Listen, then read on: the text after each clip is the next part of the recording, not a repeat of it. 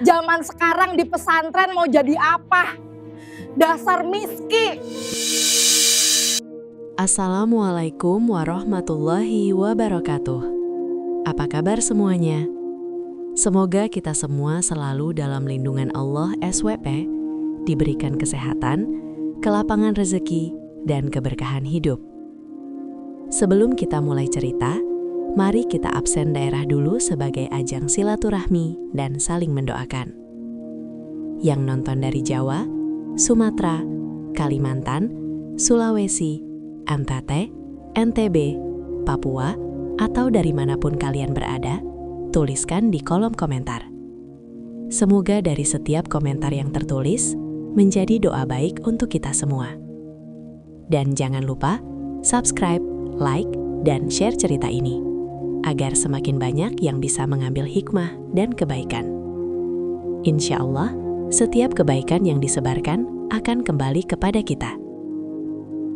Bab 1. Di sebuah kampung kecil yang jauh dari hiruk-pikuk kota, berdirilah sebuah rumah tua berdinding papan yang warnanya mulai memudar dimakan usia. Atapnya seng, berderit pelan setiap kali angin sore berhembus. Di rumah itulah tinggal seorang nenek berusia 70 tahun yang oleh warga sekitar biasa dipanggil Nenek Sam. Rambutnya telah memutih seluruhnya. Punggungnya sedikit membungkuk, namun sorot matanya masih menyimpan keteguhan yang tak mudah runtuh oleh keadaan. Setiap pagi, sebelum matahari benar-benar menampakkan dirinya, Nenek Sam sudah terbangun. Dengan langkah pelan, ia mengambil air wudhu, lalu menunaikan sholat subuh di sudut rumah yang sederhana. Tak ada sajadah mahal, hanya selembar kain tipis yang sudah menemani puluhan tahun doanya. Seusai sholat, ia selalu duduk cukup lama, menengadahkan tangan, memanjatkan doa-doa yang hampir tak pernah berubah isinya. Doa untuk almarhum suaminya, dan doa untuk anak sematawayangnya, Latif. Latif adalah satu-satunya alasan Nenek Sam masih bertahan sejauh ini. Sejak suaminya wafat puluhan tahun lalu, dunia Nenek Sam seakan runtuh. Saat itu Latif masih berusia 10 tahun. Masih membutuhkan sosok ayah untuk menuntunnya tumbuh menjadi laki-laki dewasa. Namun takdir berkata lain. Nenek Sam harus merangkap peran, menjadi ibu sekaligus ayah, menjadi pelindung, pendidik, dan tempat pulang bagi Latif. Hari-hari Nenek Sam diisi dengan kesederhanaan. Kadang ia berjualan kecil-kecilan, kadang membantu tetangga sekadar membersihkan halaman atau menyiapkan masakan saat ada hajatan. Upahnya tak seberapa, tapi selalu ia syukuri. Baginya, selama bisa makan dan Latif bisa sekolah, itu sudah lebih dari cukup. Latif tumbuh menjadi anak yang pendiam, sopan, dan penuh hormat. Ia jarang membantah, jarang mengeluh. Sejak kecil, ia terbiasa melihat ibunya berjuang dalam diam. Ia tahu betul, setiap tetes keringat Nenek Sam adalah doa yang menjelma menjadi pengorbanan. Namun kehidupan kampung tak selalu ramah. Di balik senyum dan sapaan, sering terselip pandangan meremehkan. Rumah Nenek Sam yang sederhana, pakaian mereka yang biasa saja, dan kehidupan yang jauh dari kata mapan sering menjadi bahan perbincangan. Nenek Sam tahu itu. Ia mendengar bisik-bisik itu, tapi ia memilih diam.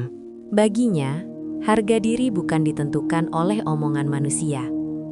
Setiap sore, Nenek Sam duduk di teras rumahnya, memandang jalan kecil di depan rumah. Ia sering termenung, seolah sedang berbicara dengan masa lalu. Kadang bibirnya bergerak pelan, menyebut nama suaminya, mengenang hari-hari ketika mereka masih lengkap sebagai keluarga. Dalam hatinya, ia selalu bertanya-tanya, apakah ia sudah cukup kuat menjaga amanah yang ditinggalkan suaminya, membesarkan Latif menjadi manusia yang baik. Tak banyak yang tahu, di balik wajah renta itu tersimpan kekuatan luar biasa. Nenek Sam bukan perempuan berpendidikan tinggi, bukan pula berasal dari keluarga terpandang. Tapi ia memiliki satu hal yang tak semua orang punya, kesabaran yang lahir dari iman. Ia percaya Allah tak pernah tidur. Setiap hinaan, setiap air mata, setiap doa yang dipanjatkan di sepertiga malam, semuanya dicatat rapi olehnya. Dan di rumah tua itulah, di antara dinding papan yang menyimpan banyak cerita, kisah besar ini perlahan dimulai. kisah tentang kesabaran yang diuji, tentang pilihan hidup yang diremehkan, dan tentang seorang anak bernama Latif yang kelak akan membuktikan bahwa nilai manusia tak pernah ditentukan oleh dunia semata. Tanpa disadari siapapun, di balik kesunyian kampung dan kehidupan sederhana Nenek Sam, Allah sedang menyiapkan jawaban. Jawaban yang kelak akan membuat banyak orang terdiam, menunduk, dan belajar bahwa tidak semua keberhasilan bisa diukur dengan seragam, jabatan, atau gelar. Malam itu, hujan turun pelan. Tidak deras, tapi cukup membuat udara kampung terasa dingin dan sunyi. Angin masuk lewat celah-celah dinding rumah kayu, membuat lampu minyak di sudut ruangan bergoyang kecil. Di dalam rumah sederhana itu, Nenek Sam duduk di sisi sebuah dipan bambu. Wajahnya pucat, matanya sembab, seolah sudah kehabisan air mata. Di atas dipan itu, terbaring suaminya, ayah dari Latif. Tubuhnya kurus, napasnya berat dan tersendat. Setiap tarikan napas terdengar seperti perjuangan. Penyakit yang lama dideritanya akhirnya sampai di titik akhir. Dan semua orang di rumah itu seakan tahu, malam ini bukan malam biasa. Latif kecil duduk tak jauh dari dipan. Usianya baru 10 tahun. Ia belum sepenuhnya mengerti arti kehilangan. Tapi, ia bisa merasakan ada sesuatu yang sedang diambil dari hidupnya. Matanya menatap ayahnya tanpa berkedip, seakan berharap ayahnya akan bangun dan tersenyum seperti biasanya. Ayah Latif membuka mata perlahan. Pandangannya menyapu ruangan, lalu berhenti pada wajah anaknya. Bibirnya bergerak, suaranya nyaris tak terdengar.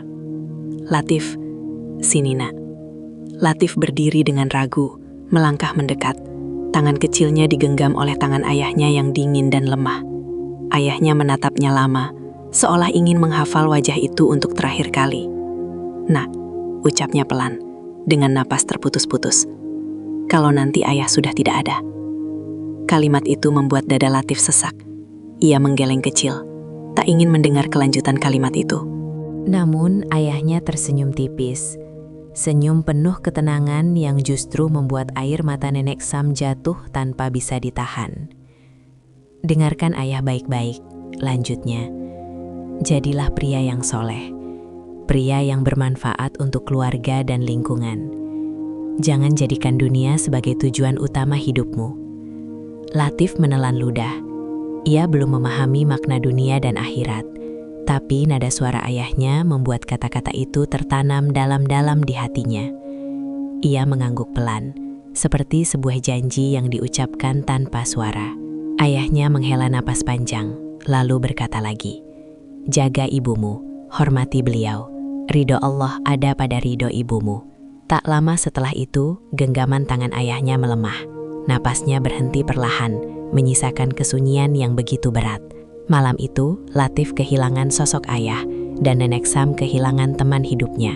Hari-hari setelah kepergian ayahnya terasa hampa. Rumah yang sama kini terasa berbeda. Tak ada lagi suara langkah ayahnya, tak ada lagi tawa kecil di sore hari. Yang tersisa hanya kenangan dan pesan yang terus terngiang di kepala Latif. Sejak saat itu, Latif tumbuh lebih cepat dari usianya. Ia menjadi anak yang pendiam, jarang meminta, jarang mengeluh. Ia tahu ibunya kini berjuang sendirian. Setiap kali melihat Nenek Sam duduk termenung setelah sholat, Latif teringat pesan ayahnya tentang menjaga dan menghormati ibu. Di sekolah, Latif bukan anak yang paling menonjol, namun gurunya sering memuji akhlaknya. Ia selalu sopan, selalu membantu teman yang kesulitan. Tanpa disadari, setiap perbuatannya adalah usaha kecil untuk menjadi seperti yang diinginkan ayahnya.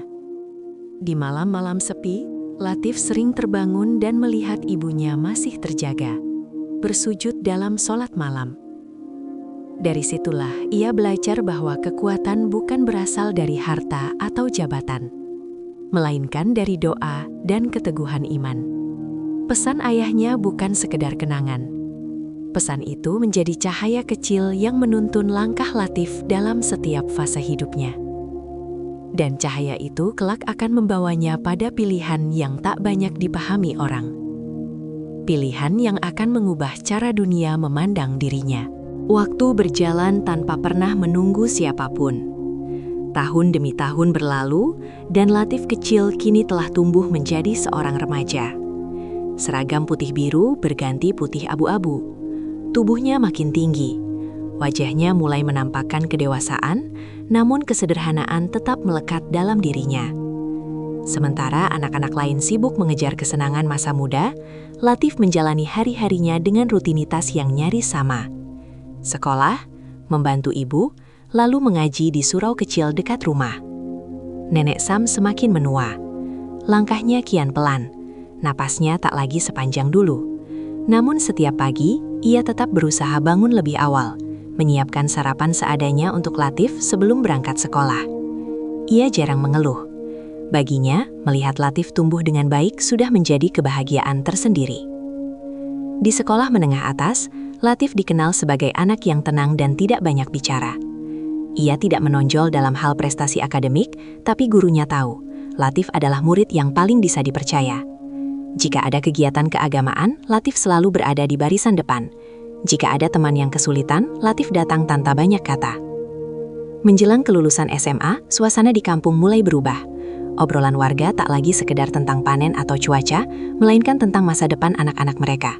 Ada yang bangga karena anaknya diterima di kampus ternama, ada yang sibuk mengurus berkas pendaftaran polisi dan TNI. Ada pula yang memamerkan anaknya yang sudah bekerja di kantor. Latif mendengar semua itu. Ia melihat bagaimana wajah-wajah para orang tua dipenuhi kebanggaan ketika menyebut pencapaian anak-anak mereka. Namun anehnya, hatinya tidak tergerak. Setiap kali ia mencoba membayangkan dirinya mengejar hal yang sama, ada kegelisahan yang tak bisa ia jelaskan. Suatu malam setelah sholat Isya, Latif duduk di samping Nenek Sam. Lampu rumah menyala redup. Di luar, suara jangkrik bersahutan. "Ibu," kata Latif pelan. "Kalau Latif nanti lulus, ibu pengennya Latif jadi apa?" Nenek Sam menoleh. Ia menatap wajah anaknya lama, seolah membaca sesuatu di sana. "Ibu tidak ingin apa-apa, Nak," jawabnya lembut. "Selama kamu jadi orang baik dan tidak meninggalkan Allah." Jawaban itu membuat Latif terdiam. Dalam diamnya, pesan ayahnya kembali terngiang. Ia ingin menjadi pria yang soleh, pria yang bermanfaat. Dan perlahan, sebuah keinginan yang selama ini terpendam mulai muncul ke permukaan. Beberapa hari setelah kelulusan, Latif mengutarakan niatnya. Dengan suara bergetar namun mantap, ia berkata ingin mondok di pesantren. Ingin belajar agama, memperbaiki diri, dan suatu hari bisa berdakwah. Nenek Sam terdiam lama. Bukan karena menolak, melainkan karena menimbang. Ia tahu jalan itu tidak mudah. Ia tahu anaknya akan kembali hidup dalam kesederhanaan.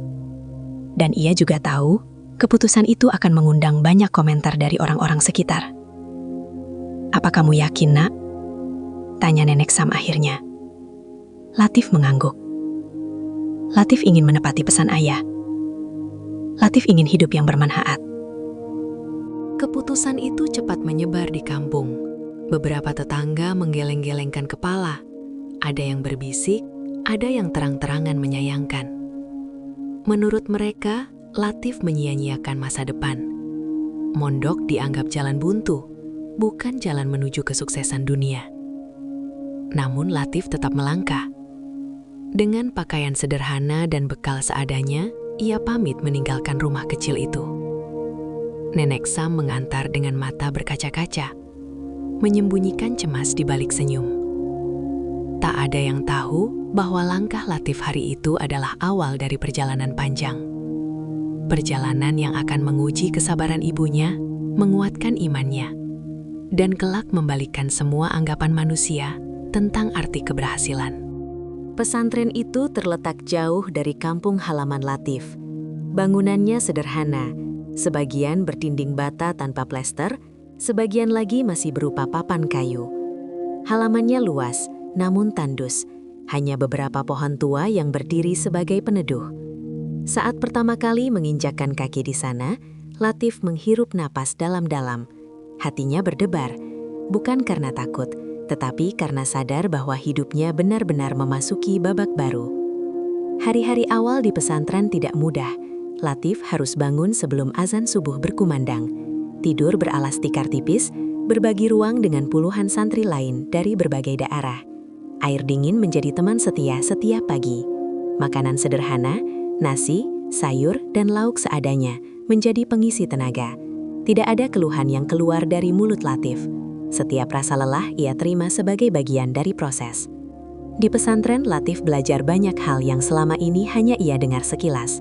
Ia belajar membaca Al-Quran dengan tajwid yang benar, menghafal surat demi surat, memahami fikih, akhlak, dan tauhid.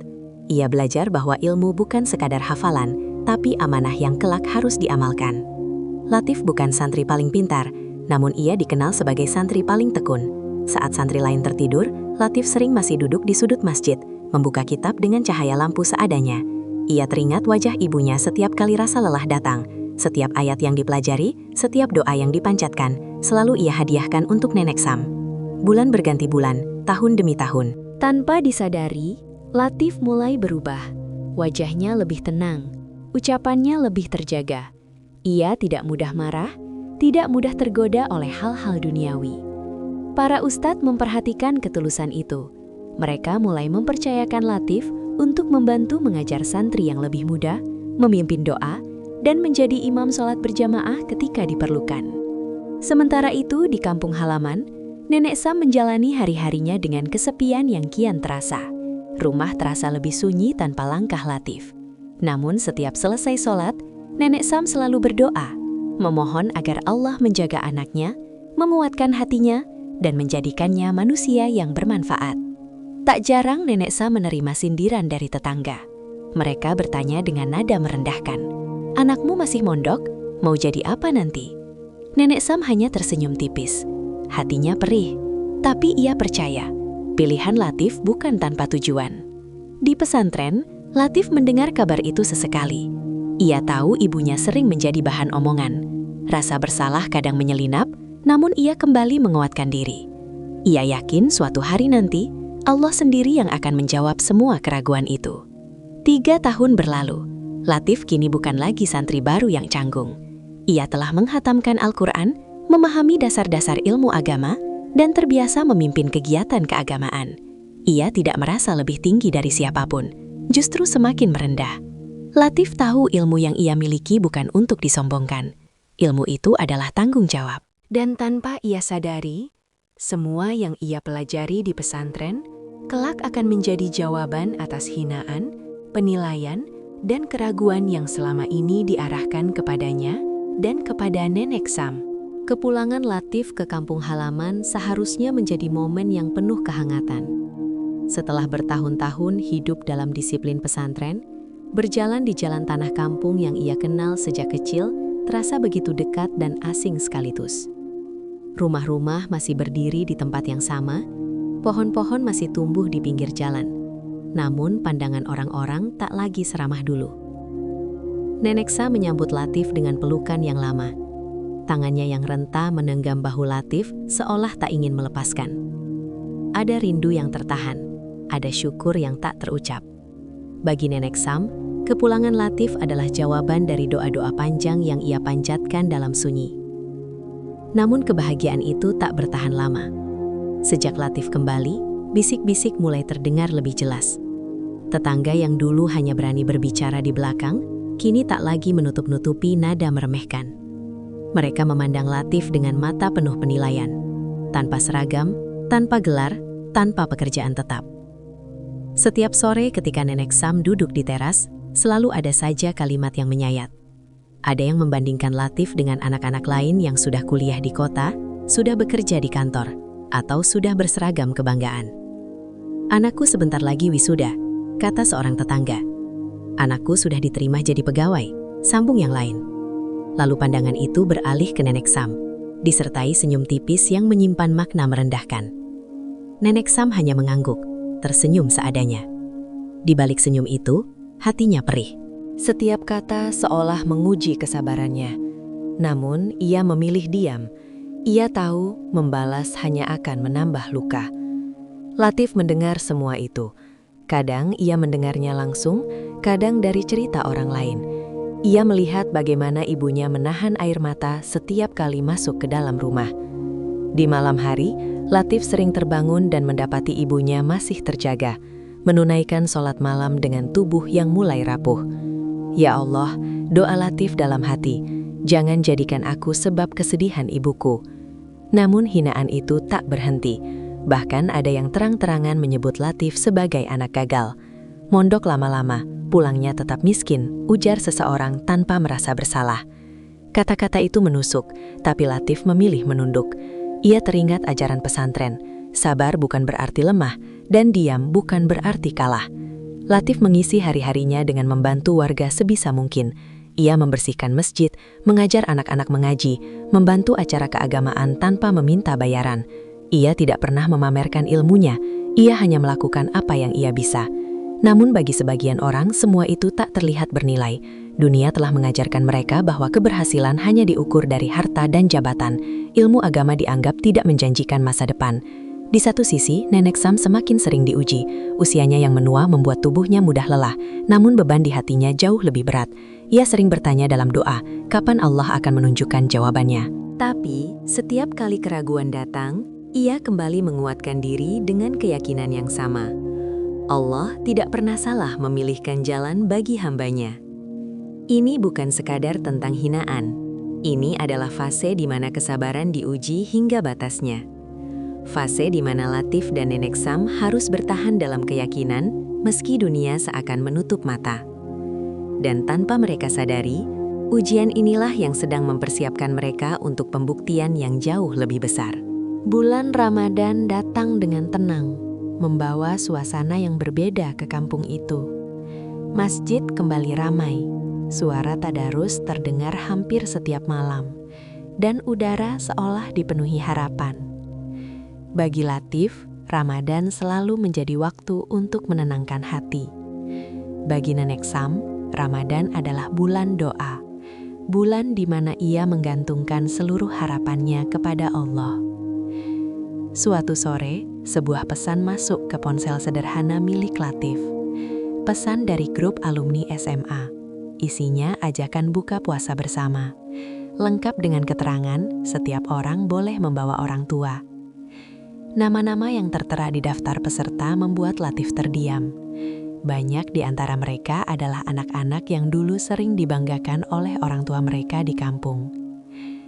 Latif menimbang-nimbang. Ia tahu pertemuan itu mungkin tidak akan mudah. Namun hatinya memilih berprasangka baik. Ia menganggap undangan itu sebagai ajang silaturahmi, bukan ajang pamer. Ibu, kata Latif pelan saat berbuka puasa di rumah. Latif diajak buka bersama teman-teman SMA. Katanya boleh bawa orang tua, kalau ibu mau. Nenek Sam menatap anaknya, ada keraguan di matanya, namun ia tersenyum. Kalau itu niatnya silaturahmi, ibu ikut, jawabnya lembut. Hari yang ditentukan pun tiba. Latif mengenakan pakaian sederhana, bersih, rapi, tanpa kemewahan. Nenek Sam memakai kebaya lamanya yang sudah beberapa kali dijahit ulang. Mereka berjalan bersama menuju tempat acara dengan langkah pelan, membawa niat baik di hati. Di lokasi buka bersama, suasana ramai. Tawa terdengar di mana-mana. Orang-orang saling menyapa, saling bertanya kabar, saling memperkenalkan pencapaian. Ada yang berbicara tentang kampus, tentang jabatan, tentang gaji. Orang tua mereka duduk dengan wajah bangga, dada dibusungkan.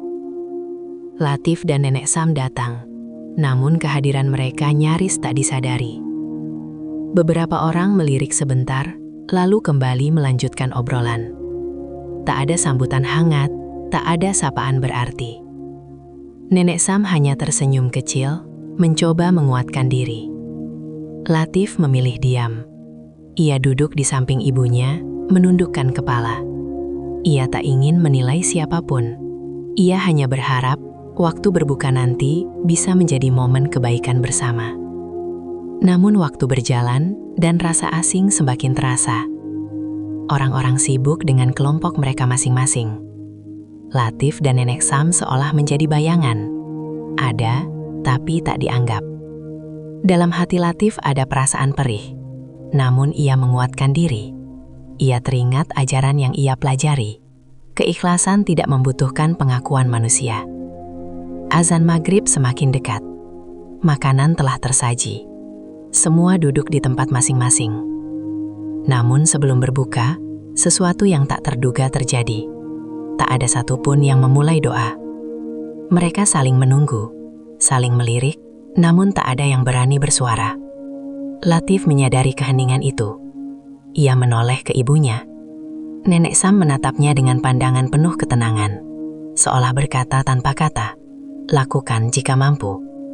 Dan disitulah, tanpa disadari banyak orang, peran Latif mulai mengambil tempatnya. Sebuah peran yang selama ini dianggap tak berarti, kini bersiap menunjukkan nilainya. Keheningan sebelum berbuka itu terasa canggung. Detik demi detik berlalu, sementara azan maghrib hampir berkumandang. Beberapa orang saling pandang, sebagian menunduk, sebagian pura-pura sibuk merapikan makanan. Tak ada yang berani mengangkat suara. Entah karena merasa tidak pantas, tidak terbiasa, atau sekadar takut salah di depan banyak orang. Latif menarik napas perlahan. Ia tidak berniat menonjolkan diri. Ia hanya merasa diam terlalu lama bukanlah pilihan yang baik. Dengan suara tenang dan rendah, Latif mengucapkan basmalah, lalu memimpin doa berbuka puasa. Doanya sederhana, mengalir, penuh ketundukan. Tidak panjang, tidak berlebihan, namun membuat suasana yang semula kaku menjadi hening penuh hikmat. Beberapa orang terkejut. Ada yang baru menyadari kehadiran Latif saat itu. Ada pula yang menoleh dengan raut tak percaya. Namun doa itu telah selesai. Azan maghrib pun berkumandang, memecah keheningan yang sejak tadi menekan. Setelah berbuka, orang-orang beranjak menuju tempat wudhu untuk melaksanakan sholat maghrib berjamaah. Sekali lagi, suasana canggung kembali terasa. Tak ada yang segera maju menjadi imam. Beberapa mahasiswa tampak ragu. Ada yang menunduk, ada yang saling dorong dengan isyarat mata. Mungkin malu karena hafalan suratnya terbatas, mungkin takut salah bacaan, atau mungkin tak pernah terbiasa menjadi imam. Latif berdiri di barisan depan, namun ia tetap menunggu. Ia tidak ingin melangkah tanpa diminta. Beberapa saat berlalu, hingga akhirnya seseorang berbisik pelan. "Latif saja." Latif mengangguk kecil. Ia maju dengan langkah tenang, berdiri di depan, lalu mengumandangkan niat. Bacaan sholatnya jelas, tartil, dan penuh kehusyukan. Setiap ayat mengalir tanpa tergesa. Suasana yang tadinya dipenuhi rasa canggung, perlahan berubah menjadi tenang. Namek Sam berdiri di saf perempuan, menundukkan kepala. Matanya berkaca-kaca. Ia tak berkata apa-apa, namun hatinya dipenuhi rasa syukur. Bukan karena Latif menjadi imam, tetapi karena ia melihat anaknya berdiri di tempat yang tepat, tempat pengabdian. Usai sholat, suasana sedikit berubah. Beberapa orang mulai melirik Latif dengan pandangan berbeda. Ada yang tersenyum canggung, ada yang sekadar mengangguk.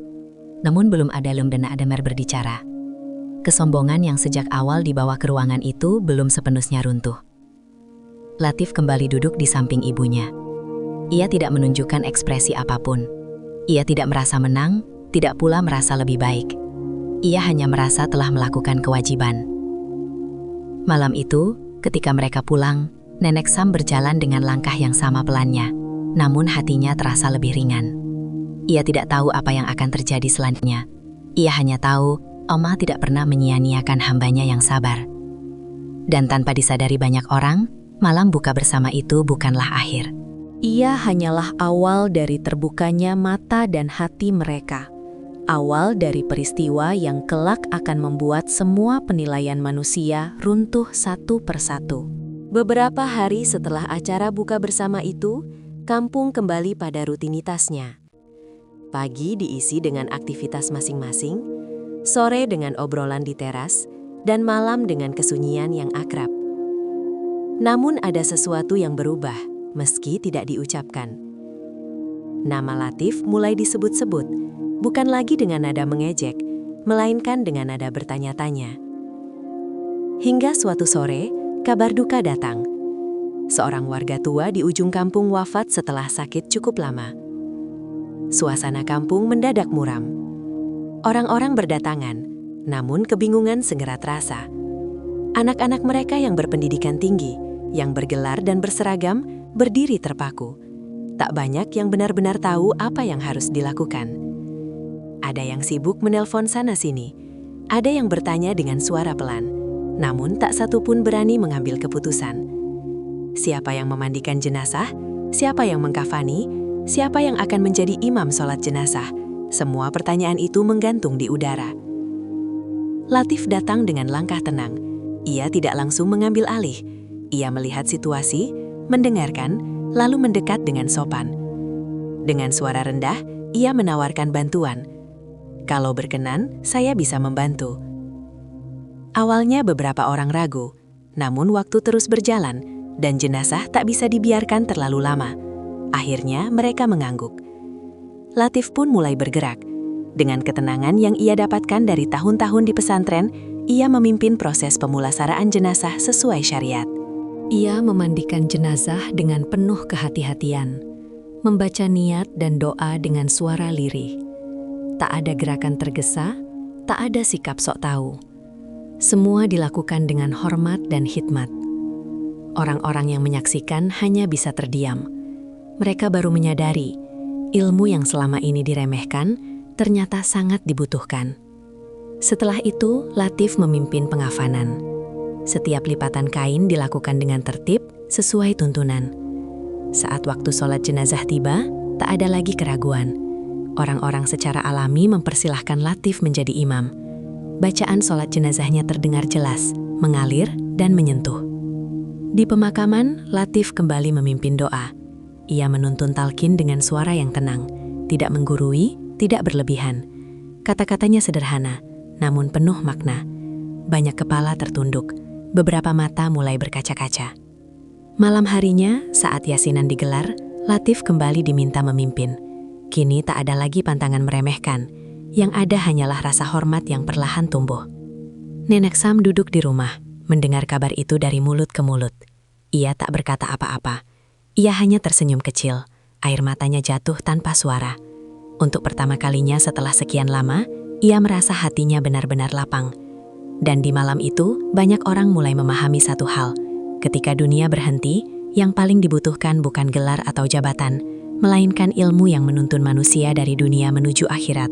Sejak peristiwa wafatnya warga kampung itu, suasana tidak lagi sama. Sesuatu yang selama ini tertutup, perlahan terbuka. Orang-orang mulai memandang Latif dengan cara yang berbeda. Bukan lagi dengan mata yang penuh penilaian, melainkan dengan mata yang mulai menyadari. Pagi-pagi, ketika Latif berjalan menuju masjid, beberapa orang menyapanya lebih dulu. Sapaan yang dulu terasa dingin, kini berubah lebih hangat. Ada yang bertanya tentang bacaan doa, ada pula yang menanyakan hukum-hukum sederhana dalam ibadah. Latif menjawab dengan rendah hati, tanpa sedikit pun nada meninggikan diri. Namun perubahan sikap itu justru membuat sebagian orang merasa malu. Mereka teringat kata-kata yang pernah terucap, sindiran yang pernah dilontarkan kepada Nenek Sam. Rasa bersalah mulai menghantui, meski belum berani diakui secara terbuka. Di rumah, Nenek Sam merasakan perubahan itu lebih jelas. Tetangga yang dulu sering menyindir, kini lebih sering bertanya kabar. Ada yang datang membawa makanan, ada pula yang sekedar duduk dan mengobrol tanpa menyebut-nyebut pencapaian anak mereka. Nenek Sam menyambut semua itu dengan senyum yang sama, senyum penuh kesabaran. Latif tetap menjalani hidupnya seperti biasa.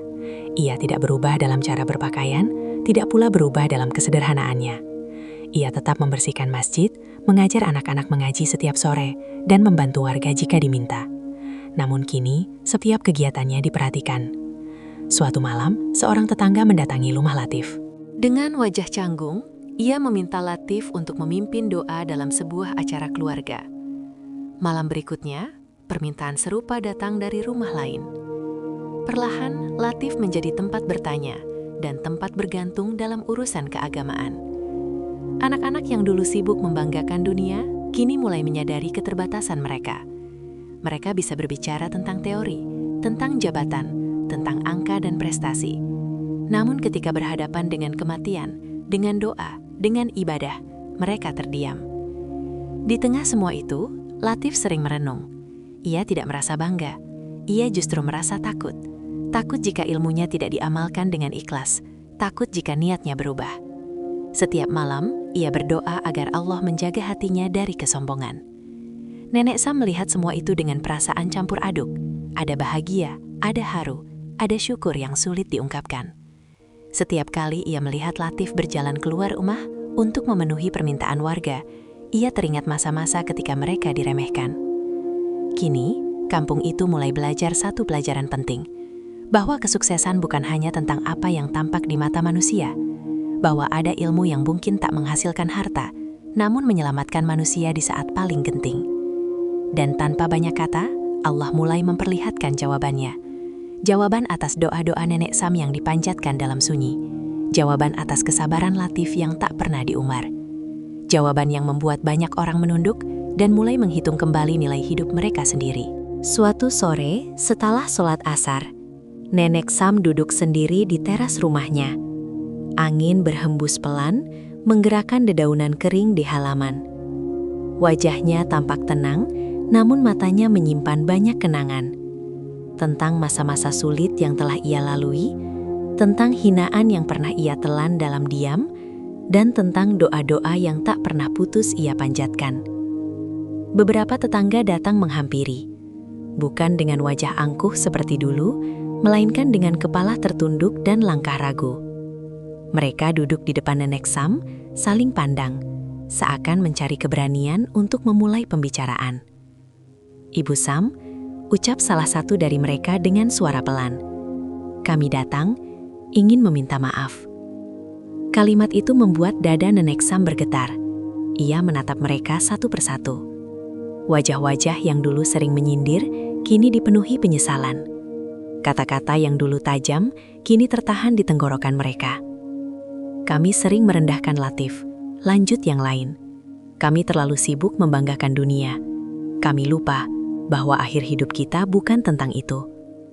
Air mata Nenek Sam jatuh perlahan, namun bukan air mata kesedihan, melainkan air mata kelegaan. Ia menggeleng pelan. "Ibu tidak menyimpan dendam," ucapnya lirih. "Kalau kalian sadar hari ini, itu sudah lebih dari cukup." Tak lama kemudian, Latif pulang dari masjid. Melihat banyak orang di teras, ia terdiam sejenak. Ia mendekat, lalu duduk dengan sopan. Para tetangga menatapnya, kali ini tanpa meremehkan. "Latif," kata seorang bapak, "kami salah menilai kamu. Kami kira kamu gagal, padahal kamilah yang belum memahami arti keberhasilan." Latif menunduk. Dadanya terasa hangat sekaligus berat. "Saya tidak pernah merasa lebih baik dari siapapun," jawabnya pelan. "Kalau ada kebaikan, itu semata dari Allah." Suasana menjadi hening. Tak ada lagi perdebatan, tak ada lagi pembelaan diri. Yang tersisa hanyalah kesadaran. Kesadaran bahwa hidup tidak berhenti pada dunia, dan bahwa ilmu yang menuntun menuju akhirat adalah bekal yang tak ternilai. Malam itu Nenek Sam menunaikan sholat dengan lebih lama dari biasanya. Dalam sujudnya, ia menangis. Bukan karena luka, tetapi karena syukur. Allah telah menjawab doanya dengan cara yang paling indah. Bukan dengan membalas hinaan, melainkan dengan meninggikan derajat. Di luar, Latif duduk memandangi langit. Ia teringat pesan ayahnya, pesan yang kini terasa begitu nyata. Ia tersenyum kecil, bukan karena bangga, melainkan karena yakin bahwa jalan yang ia pilih adalah jalan yang diridhoi. Dan di kampung kecil itu, kisah Latif menjadi pelajaran, bahwa manusia boleh menilai, meremehkan, dan menghakimi. Namun pada akhirnya, Allah lah yang menentukan siapa yang benar-benar berhasil. Sementara Nenek Sam menutup hari dengan senyum yang tenang. Senyum seorang ibu yang akhirnya melihat bahwa kesabaran tidak pernah sia-sia, dan doa seorang ibu tidak pernah pulang dengan tangan kosong.